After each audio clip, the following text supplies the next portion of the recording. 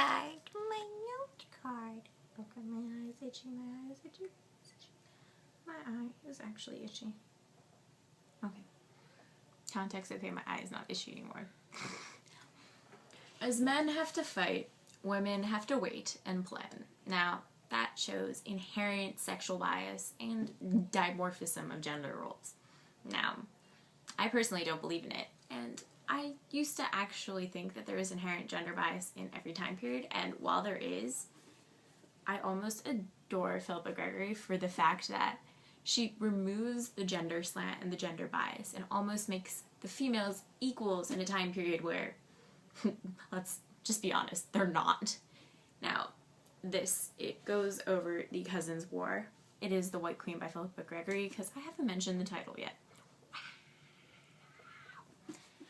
The White Queen by Philippa Gregory goes over the Plantagenet Wars, or the Cousins' Wars, and it's the first in the series. I actually did not believe this was going to be as good as the Tudor series. I don't know why, I just had it planted in my head that it was just not going to be as good, but it's possibly better than the Tudor series.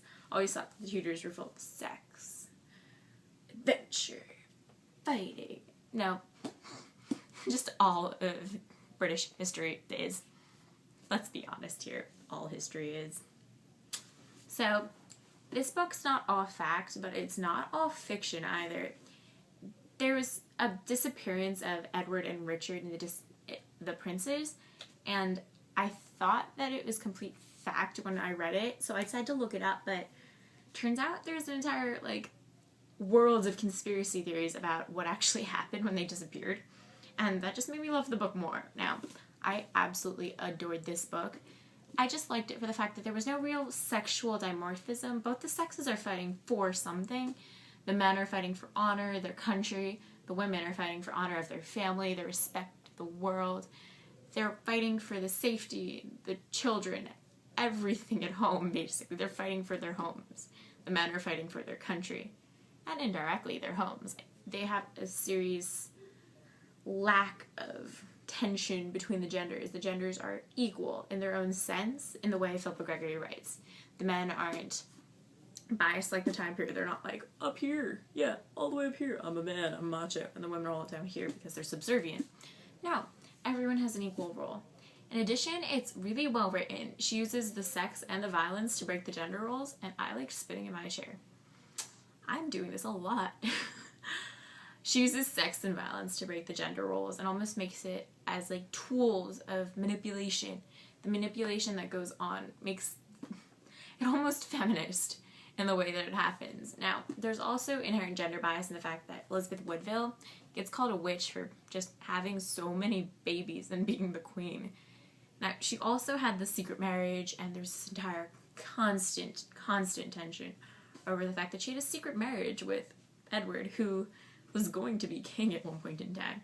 Their entire romance was passionate. The constant conflict actually made it more captivating. I wanted to read so much more of the book in one sitting just because their romance was that adventurous and that interesting. In addition, the amount of fighting just made it a good book too. I just absolutely loved the diplomatic fighting, the actual fighting, the amount of how the rumors fueled the time period was also just fascinating.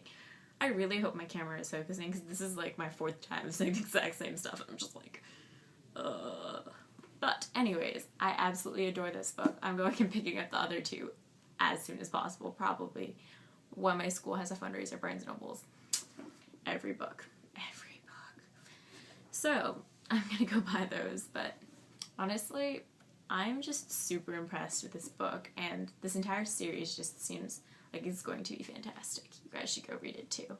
Well, I'll see you guys later.